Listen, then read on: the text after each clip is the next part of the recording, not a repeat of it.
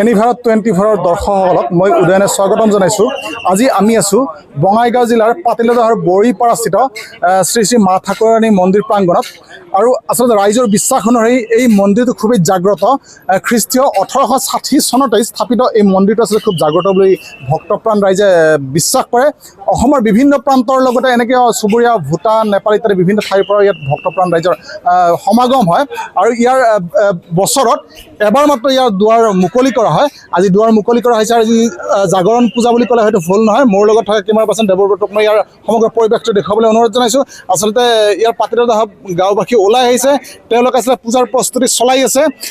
কাৰণ কাইলৈ ইয়াত যি মূল পূজা ভাগি অনুষ্ঠিত হ'ব। আৰু ইয়াত অসমৰ বিভিন্ন প্ৰান্তৰ লগতে ভূটান, নেপাল ইত্যাদি বিভিন্ন ঠাইৰ পৰা অহা বিভিন্ন ভক্তপ্ৰাণ ৰাইজৰ সমাগম হ'ব। আৰু এই উপলক্ষে আচলতে গাঁৱৰ ৰাইজ ওলাই আহিছে, তেওঁলোকে প্ৰস্তুতি তুংগত কৰি তুলিছে। আচলতে নামনি অসমৰ বিখ্যাত পূজা এখন শ্ৰী শ্ৰী মা ঠাকুৰাণী পূজা। আৰু ইয়াত বহুতো ভক্তৰ আচলতে হেজাৰ হেজাৰ নহয়, আচলতে লক্ষাধিক ভক্তৰ সমাগম হয়। আৰু গাঁওবাসী ওলাই আহি ইয়াত আচলতে প্ৰস্তুতি চলাই আছে। কাৰণ কাইলৈ যি মা ঠাকুৰাণী পূজা, ইয়াৰ বিখ্যাত পূজা ভাগে অনুষ্ঠিত হ'ব। আৰু ভক্তপ্ৰাণ ৰাইজে আচলতে খুব বিশ্বাসত, তেওঁলোকে খুব আস্থাত ইয়াত সমবেত হয়। তেওঁলোকৰ মনোকামনা পূৰণ হয় বুলি ইয়াত পূজা দিলে বিশ্বাস কৰে। গতিকে ইয়াৰ বিভিন্ন দৃশ্যাংশ মোৰ লগত থকা কেমেৰা পাৰ্চন দেৱপ্ৰতে দেখুৱাই আছে। এই মা ঠাকুৰাণী মন্দিৰৰ আচলতে যি সমিতি, ইয়াৰ বিষয়ববী আমাৰ লগত আছে, তেওঁলোকৰ পৰা জানিব বিচাৰিম। কি ক'ব পূজাখন কাইলৈ, আজি কি আছে আৰু কাইলৈ কি আছে, অকণমান সবিশেষ ক'ব। ধন্যবাদ। আপোনালোকক এনেই ভাৰতক ধন্যবাদ জনাইছোঁ। আমাৰ আজি জাগৰণ পূজা, অহাকালি আমাৰ মাৰ মূল পূজাখন হ'ব।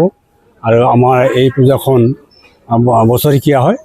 বছৰেকীয়া মানে আমি এটা হৰিদেৱৰ তিথি আৰু কলহাৰিণী আমাৰ যিটো তিথি পৰে, সেই তিথিত আমাৰ বাৰ্ষিক পূজাখন প্ৰত্যেক বছৰে অনুষ্ঠিত হয়।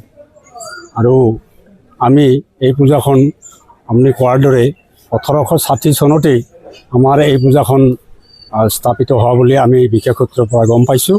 আৰু এতিয়ালৈকে আমি এই কামখিনি মাৰ ওচৰত কৰ্ণপন্ন হৈ আছোঁ। আৰু এই হৈছে মা হৈছে আমাৰ জাগ্ৰত দেৱী। গতিকে ইয়াত লক্ষাধিক ভক্ত সমবেত হয়।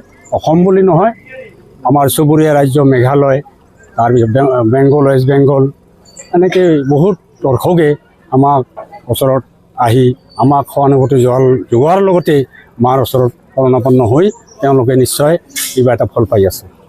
আমাৰ লগত আন এজন বিষয়ববী আছে। কাইলৈ কি কাৰ্য, আজি কি কাৰ্যসূচী আছে আৰু কাইলৈ কি কাৰ্যসূচী আছে?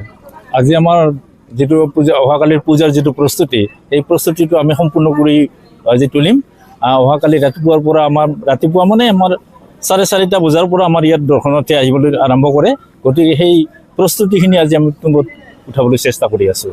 আমাৰ বিভিন্ন দিশত আমাৰ কৰ্মীসকলে কাম কৰি আছে। আমাৰ ভক্তবৃন্দ ইতিমধ্যে উপস্থিত হৈ আছে আৰু আহি আছে।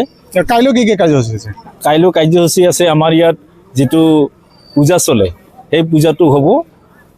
আৰু 2-2:30 বজাত আমাৰ বিসৰ্জন হ'ব। তাৰপিছত প্ৰসাদ বিতৰণ, এনেকুৱাই আমাৰ কাৰ্যসূচী। গতিকে এনিভাৰ 24 দৰ্শকসকলক আমি দেখুৱালে আচলতে প্ৰস্তুতিৰ এক বাতৰি। পাতিলাদাহস্থিত বৰিপাৰা যি জাগ্ৰত বুলি বিশ্বাস কৰা এক মন্দিৰ, মা ঠাকুৰাণী মন্দিৰ। আৰু আজি আচলতে জাগৰণ পূজা বা প্ৰস্তুতি পূজা তেওঁলোকৰ ইতিমধ্যে মন্দিৰৰ দুৱাৰ তেওঁলোকে খুলি দিছে।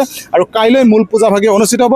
গতিকে আমাৰ এনিভাৰত 24 দৰ্শকসকলক কাইলৈ মই উদয়নে এই পূজাৰ সবিশেষ দেখুৱাই থাকিম। ধন্যবাদ।